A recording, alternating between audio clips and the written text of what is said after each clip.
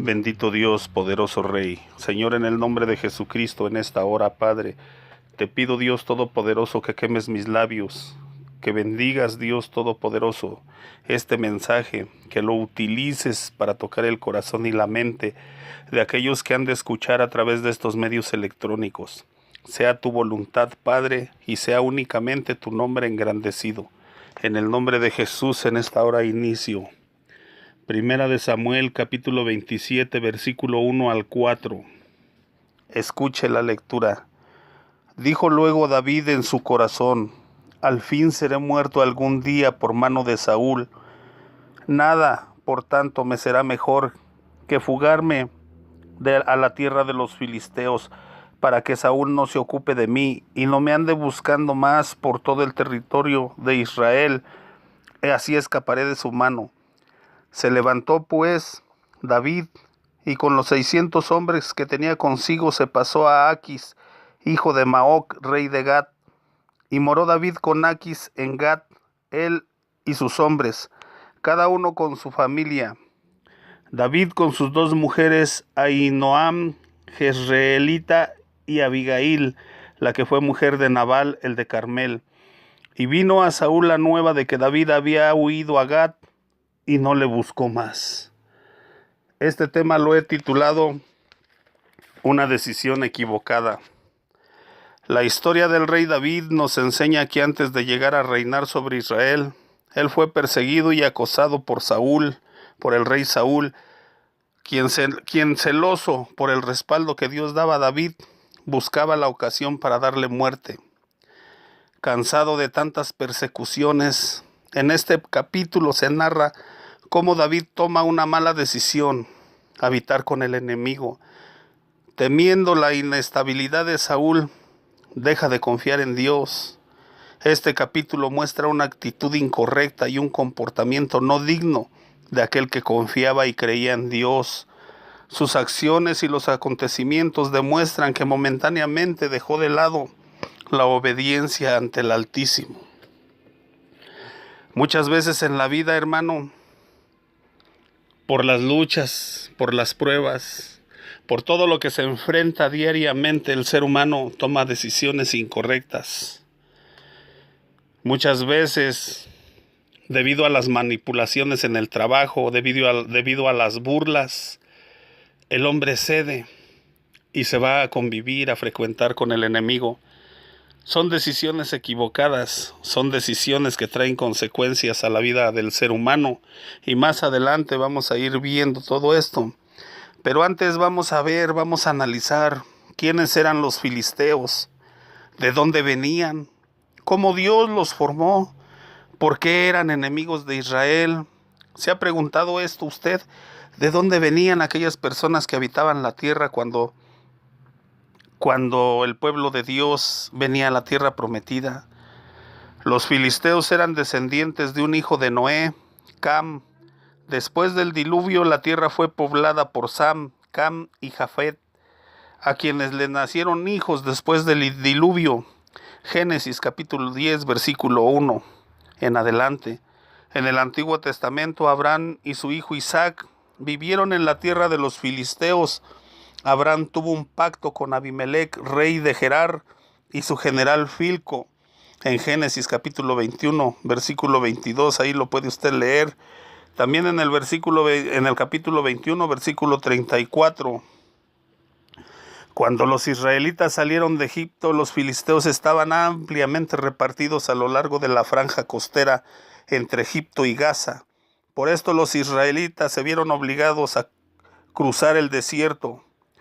Ellos podrían haber salido de Egipto y entrar directamente a la tierra prometida en un corto tiempo, 2-3 meses.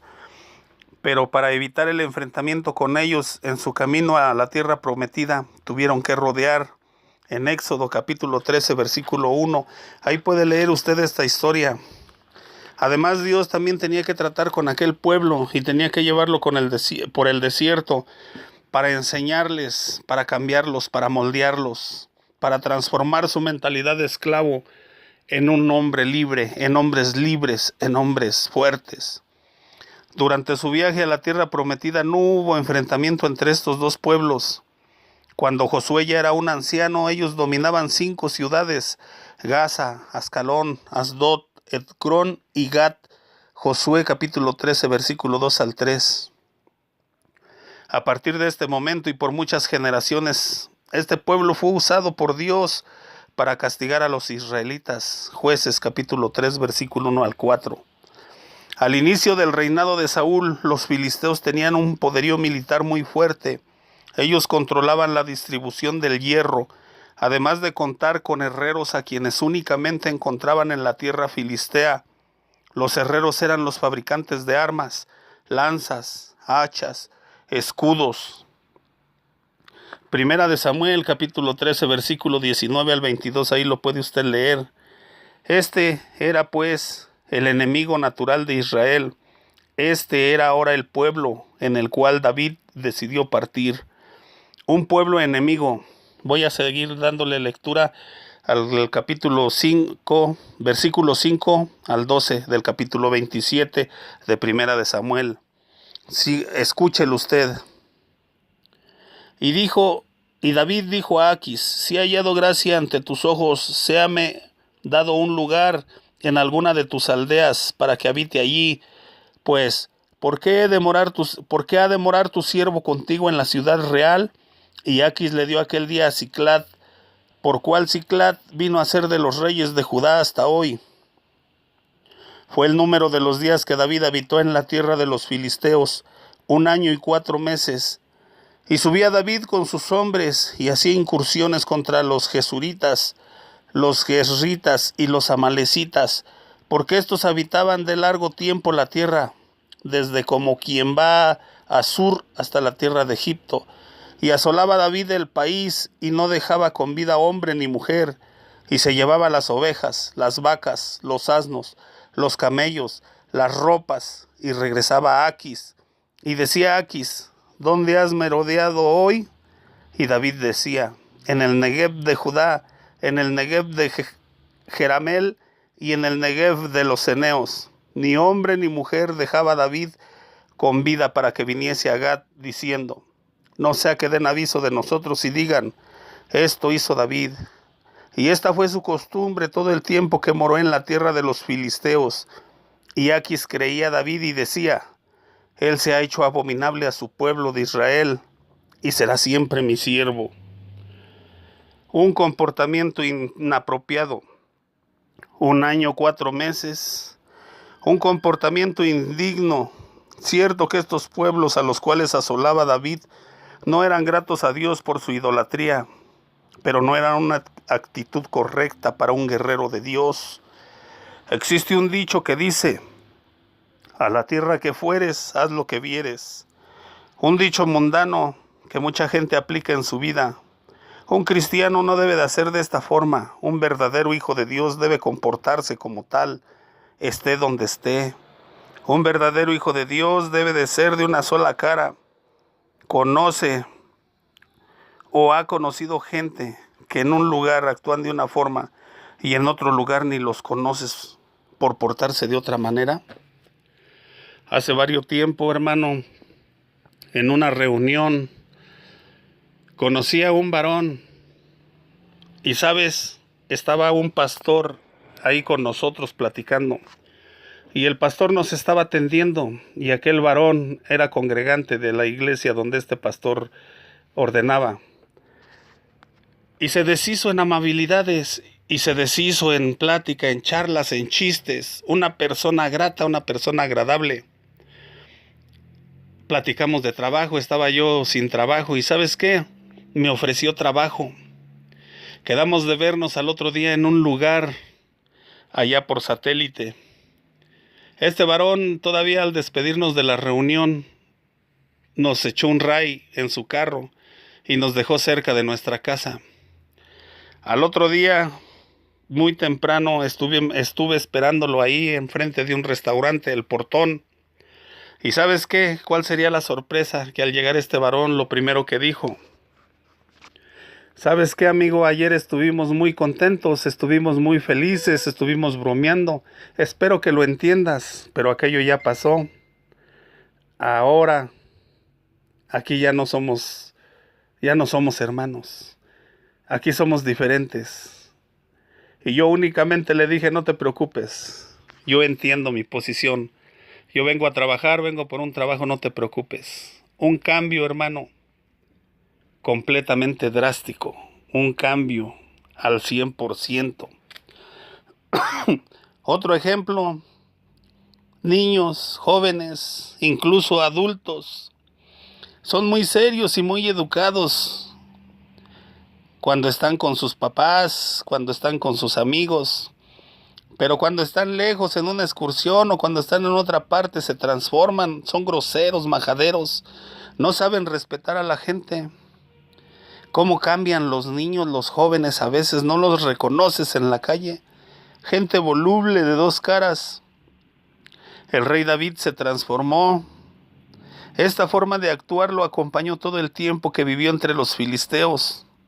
Al fin no había israelitas que lo acusaran por seguir la senda del vandalismo. Únicamente sus hombres. Acuérdese que él salió con 600 hombres, dice la palabra de Dios, y se fue a vivir con los filisteos. Pero ellos, al seguirlo como líder, lógicamente, también se insensibilizaron. Además, en el capítulo 30, versículo 22, se describe a algunos hombres de David como malos y perversos. El que con lobos anda, aullar se enseña, dice un dicho. Un líder no puede escoger a aquellos que lo siguen. Siempre existirá gente buena y gente mala. Gente que busque ser de bendición al líder. Gente mala sin escrúpulos. Gente que solo busca el bienestar propio sin importar el daño que cause. Hoy en día este mal en las congregaciones se ha multiplicado y mucha gente está dentro buscando su propio bienestar. Hombres o mujeres no dignos de servir al Dios Altísimo, murmuradores, chismosos, desanimando a quien verdaderamente quiere servir y buscar a Dios. Gracias a Dios también hay personas que con un corazón sincero buscan agradar a Dios y buscan apoyar en la obra terrenal. Le voy a contar una historia. Un día, un camión repartidor de refrescos se descompuso por allá por la colonia.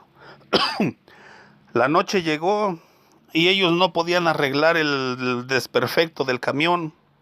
La calle era de terracería y la colonia muy orillada de la ciudad. La oscuridad reinaba y la maldad humana provocó que mucha gente empezara ahí a congregarse alrededor del camión.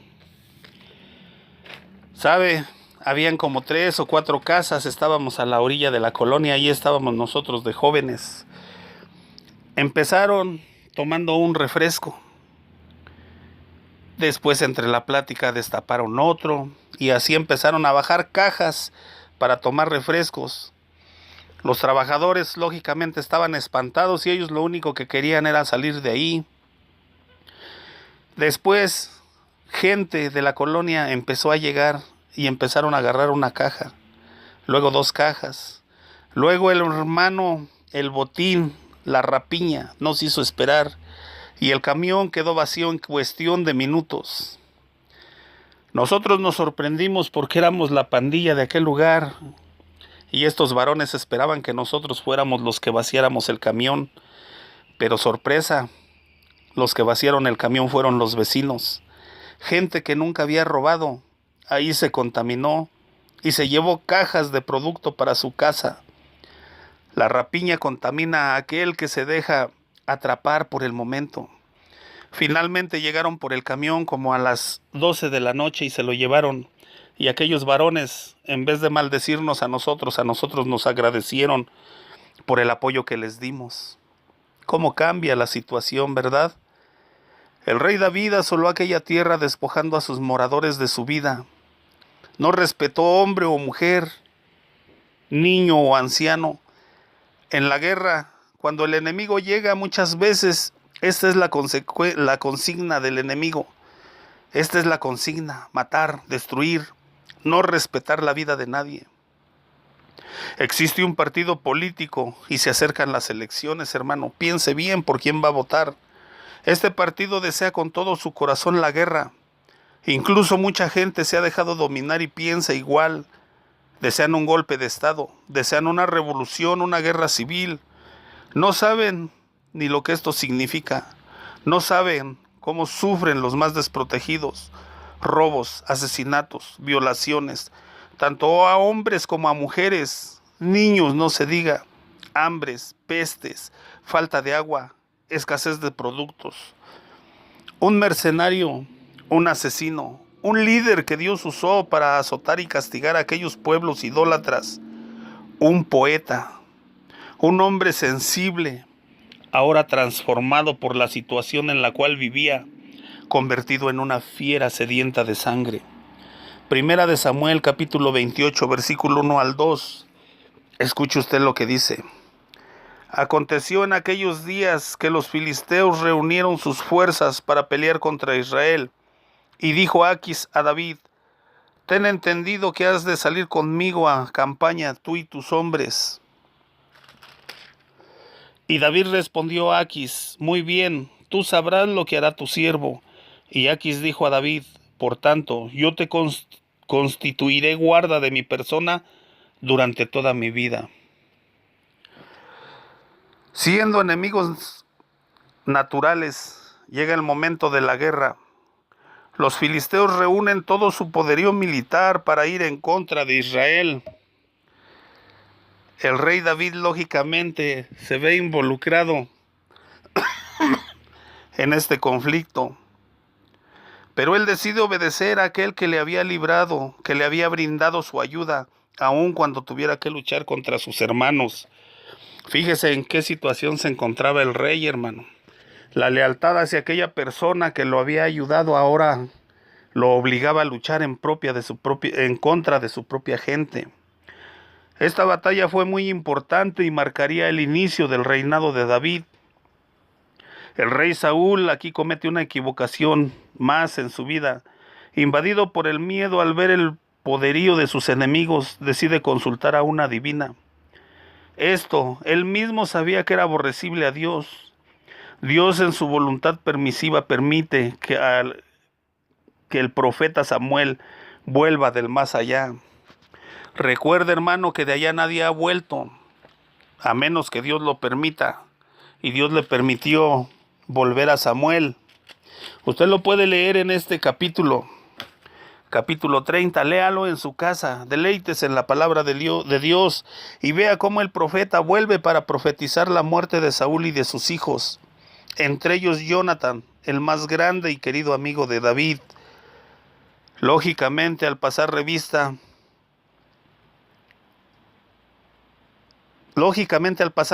en el ejército filisteo, el enemigo mira a David y desconfía de él, y le ordenan volverse de la línea de batalla. ¿Sabe, hermano? Dios no le permitió a David levantar su espada contra sus hermanos. Saúl comete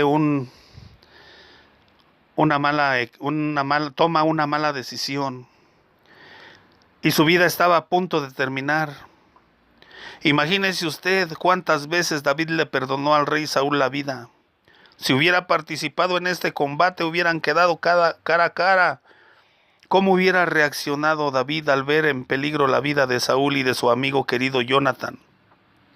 ¿Cree usted que hubiera sido capaz de levantar su arma para dañarlos? ¿Hubiera traicionado a los filisteos como ellos pensaban? ¿El amor le hubiese ganado y se hubiera unido al pueblo israelita? Dios tiene todo el control bajo sus manos y no le permitió a David levantar su espada, ni siquiera le permitió entrar a las filas de combate para pelear contra sus hermanos. Finalmente en esta batalla muere el rey y sus hijos. Pierden la batalla Israel y cae Saúl y sus hijos. Y David levanta un lamento y se duele su corazón. Un poema dedicado al valor y a la entereza del rey sale de lo profundo de su corazón, demostrando el dolor que él sentía por la muerte de la familia real. Segunda de Samuel, capítulo 1, versículo 17 al 37. Ahí él narra el sentimiento que él tenía. Y quiero que vaya usted conmigo porque vamos a leer lo que David sintió, lo que David pensó cuando los escuchó que habían muerto, que habían fallecido. Segunda de Samuel, capítulo 1, versículo 17 al 27. Y endechó David a Saúl y a Jonatán su hijo con esta endecha, y dijo que debía enseñarse a los hijos de Judá. He aquí que está escrito en el libro de Jaser: ha perecido la gloria de Israel sobre sus alturas.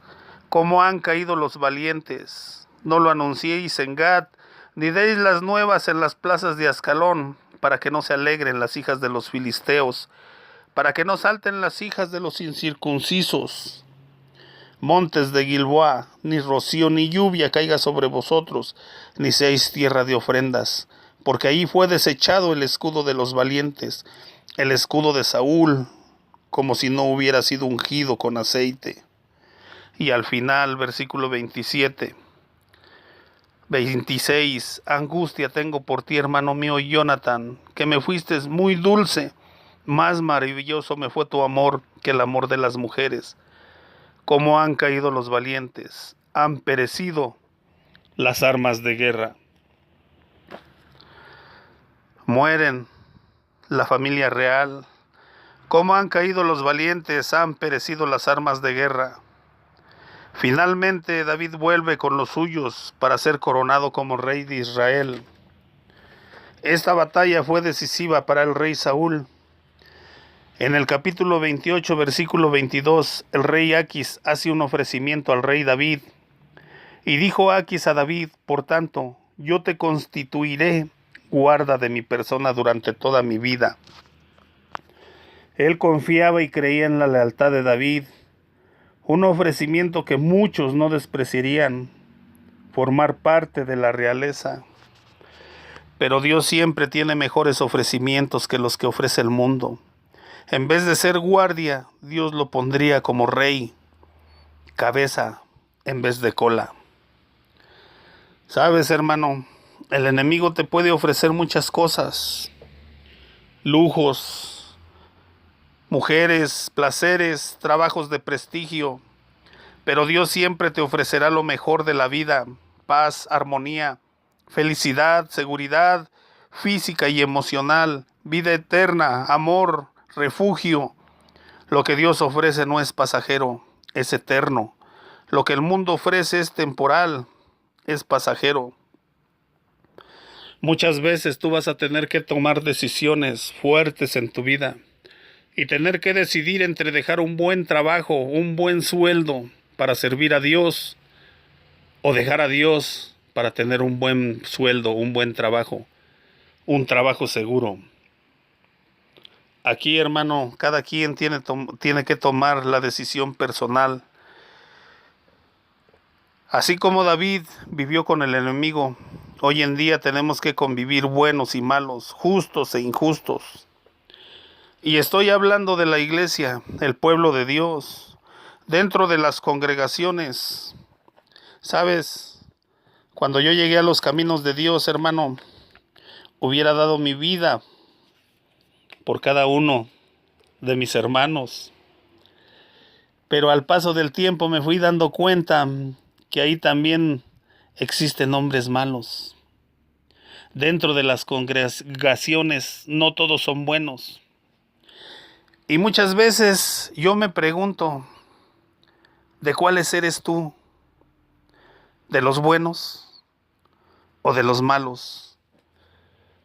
Entre los hombres que andaban con David había hombres malos y hombres perversos, capítulo 30, versículo 22, pero ahí estaban, ahí caminaban con el grupo, ahí estaban unidos, hermano, porque cuando tú perteneces a un grupo, sabes que vas en el camino y necesitas de ellos, y necesitas apoyarte de ellos, y tienes que caminar con ellos. Pero muchos son malos y algunos otros son buenos. ¿Tú de cuáles eres?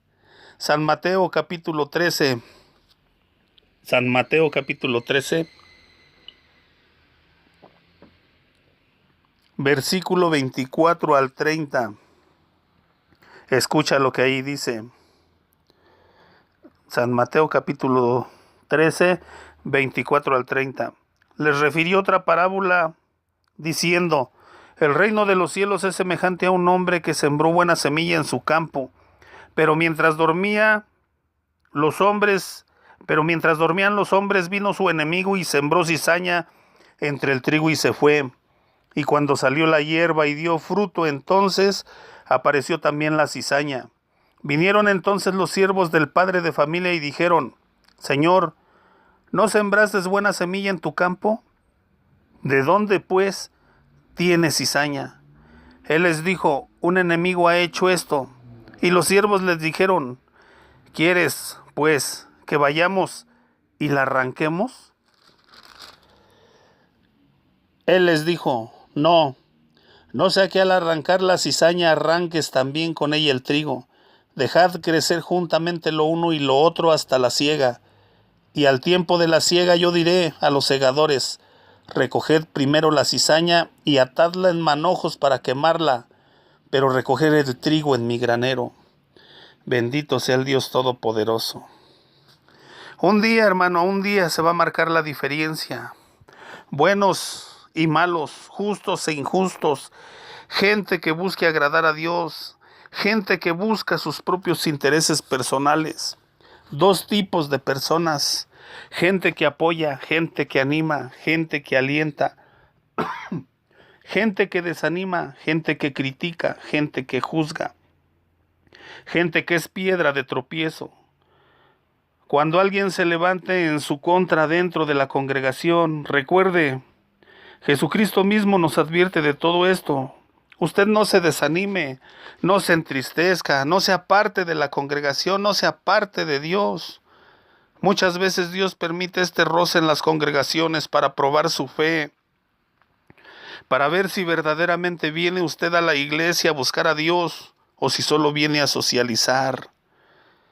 Un día a Pedro Dios le advirtió: Satanás te ha pedido para zarandearte, pero yo he rogado por ti, para que tu fe no te falte. Las pruebas y las tribulaciones tienen que venir, pero siempre, siempre Jesucristo estará rogando por ti, para que tu fe no falte, para que en medio de tribulación, en medio de lucha, en medio de dolor, en medio de tristeza, tu fe te levante y puedas seguir caminando. Hermano, no te desanimes en la congregación por los roces que tú puedas ahí tener. Donde quiera que tú te encuentres, no te desanimes. Si te ponen una cara fea, no hagas caso, ponte toda la armadura de Dios para que puedas resistir en el día malo. Si alguien te hostiga, recuerda que ahí estás tú trabajando, y todo lo que hicieres, hacedlo como para el Señor y no para los hombres. Y eso te va a bendecir, te va a fortalecer de una manera tremenda, para que tú seas fiel y sigas firme en los caminos de Dios. Cuando estemos ante el trono de Dios, ahí se verá la diferencia entre uno y otro. Así ahí será el lloro y el crujir de dientes. Hoy en día existe tanta corrupción en este mundo. Mucha gente se contamina por este pecado. Hay algunos ejemplos que son más visibles, como las corporaciones policíacas, dentro de las instituciones militares. Ahí es aborrecible cuando alguien se pasa del bando enemigo. Un soldado que se pasa al crimen organizado es despreciable. Un policía que se une con los bandidos, con los rateros, se vuelve también aborrecible. Cuando alguien se deja corromper, puede ser encarcelado o incluso puede perder su vida. Y ¿sabes qué? No únicamente eso, puede perder la vida de su familia, porque arrastra a su gente. Cuando una persona toma una decisión equivocada, no únicamente sufre él, sufre su familia también. Además, también las asociaciones criminales no perdonan la vida de sus contrincantes, menos de alguien que se pasa al bando contrario. Un narcotraficante que se pasara de policía, imagínate. En el lenguaje del bajo mundo, a muchas personas se les conoce como soplones, traidores a sus grupos, a sus intereses, alguien que no merece vivir, y esto les causa la muerte. No se andan con rodeos, hermano, ahí pagan con su vida. Santiago capítulo 3, versículo 10 al 12, dice la bendita palabra de Dios: de una misma boca proceden bendición y maldición. Hermanos míos, esto no debe ser así. ¿Acaso alguna fuente hecha por una misma abertura agua dulce y amarga? Hermanos míos, ¿puede acaso la higuera producir aceitunas o la vid higos? Así también ninguna fuente puede dar agua salada y dulce. Ninguna fuente, una forma diferente de vivir. Los pecados de la lengua incluyen las palabras ásperas y ofensivas, la mentira, la exageración, la enseñanza de falsas doctrinas, la calumnia, el chisme, la traición, el desamor. Muchos por su forma de hablar se enredan en el lazo del diablo y caen prisioneros de su propia forma de hablar. Las palabras pueden comprometer tu vida. Un engaño, una traición puede arruinar tu vida. Cuando un predicador no se prepara, no busca la guianza y la enseñanza de Dios y empieza a mezclar las doctrinas, un día, hermano, todo eso va a ser una maldición para su vida y va a tener que pagar por todo lo que ha dicho, por todo lo que ha enseñado. Pero cuánta gente va a impedir que entren al reino de los cielos por doctrinas falsas. Es necesario anhelar el pedir a Cristo que gobierne sobre todo pensamiento y toda emoción para poder ser diferentes a los demás. Se puede cambiar, se puede hablar, se puede ser diferente. No puede uno ser de doble ánimo. O eres cristiano o no lo eres. O eres amigo o eres del enemigo. Llevando cautivo todo pensamiento a la obediencia de Cristo. Segunda de Corintios capítulo 10 versículo 5. Tu lucha y mi lucha es dejar que Cristo gobierne y siempre esté presente en cada uno de nuestros pensamientos. Esto nos va a apartar de toda inmoralidad o pecado que puede invadir nuestra mente. Fíjate bien, hermano. Si tú estás pensando en la palabra de Dios, si tú estás platicando en la palabra de Dios, si tú estás meditando en la palabra de Dios, menos tiempo vas a tener para pensar en pornografía, para pensar en películas, en canciones tristes, dolorosas. Una forma correcta de lograr esto es que siempre estemos meditando en la palabra de Dios en todo momento de nuestras vidas. Buscar la comunión con Dios para cambiar, para ser diferentes. Josué capítulo 1 versículo 8, ¿recuerdas lo que ahí dice? Nunca se apartará de tu boca este libro de la ley, sino que de día y de noche meditarás en él, para que guardes y hagas conforme a todo lo que en él está escrito, porque entonces harás prosperar tu camino, y todo te saldrá bien. Josué obedeció esta palabra, y le fue bien, y fue prosperado, y no se apartó de su camino, y él se despidió en paz. Oye, Israel, Jehová nuestro Dios, Jehová uno es, y amarás a Jehová tu Dios de todo tu corazón y de toda tu alma y con todas tus fuerzas. Y estas palabras que yo te mando hoy estarán sobre tu corazón, y las repetirás a tus hijos y hablarás de ellas estando en tu casa y andando por el camino, y al acostarte y cuando te levantes, y las atarás como una señal en tu mano, y estarán como frontales entre tus ojos, y las escribirás en los postes de tu casa y en tus puertas. Deuteronomio 6, versículo 4 al 9. Deuteronomio 6, 4 al 9. Es un pasaje que los judíos en tiempo de Jesús recitaban diariamente en los servicios de cada sinagoga. Es un mandamiento de Dios dado a los hombres, no únicamente a los judíos, dados a cada uno de nosotros. Una responsabilidad que tenemos. Enseñar a nuestros hijos, meditar en la palabra, hablar de ellas durante el día, durante la noche, cuando nos levantemos, tenerlas frente a nosotros, tenerlas en nuestros postes, en nuestras casas. Muchas veces se piensa que todo esto es una exageración, pero conforme vas caminando en los caminos del Señor, en la senda de la justicia, te vas dando cuenta que todo esto es necesario. Es necesario para el ser humano, para que se impregne la palabra de Dios en tu mente, en tu corazón, para que esa misma palabra transforme tu vida y te dé paz, tranquilidad y seguridad. Oye, Israel, Jehová nuestro Dios, Jehová uno es. Y viene el primer mandamiento: amarás a Jehová tu Dios de todo tu corazón, de toda tu alma y con todas tus fuerzas. Amar a Dios para recibir bendición. Amar al Padre para recibir protección. Un mandamiento, como le decía, para cada cabeza de familia. Para cada cabeza de familia, instruir a su gente. Recordarles a cada momento que Dios anhela una comunión completa con cada miembro de su pueblo. Recordar en todo momento quiénes somos. Recordar quién nos protege, quién nos cuida, de quién depende toda nuestra vida. El rey David habitó un tiempo con el enemigo. La vida lo llevó por senderos equivocados, pero Dios se encargó de volverlo con su pueblo, de unirlo nuevamente a los suyos, ahora como cabeza y no como cola, ahora como rey y no como sirviente, ahora como cabeza y no como cola, ahora como rey. Fíjese, hermano, qué cambio tan drástico. Hoy Jesucristo nuevamente nos une a un pueblo muy especial y muy querido para Él. Somos un pueblo especial, somos un pueblo redimido, somos un pueblo comprado por la sangre de Jesucristo. Somos reyes y sacerdotes, pero mucha gente no lo cree. El compromiso y la responsabilidad es personal. Cada quien decide cómo comportarse, cómo conducirse en la vida. Aquí no hay de otra: eres amigo o eres enemigo, eres trigo o eres cizaña. No puedes habitar, no puedes convivir con el enemigo.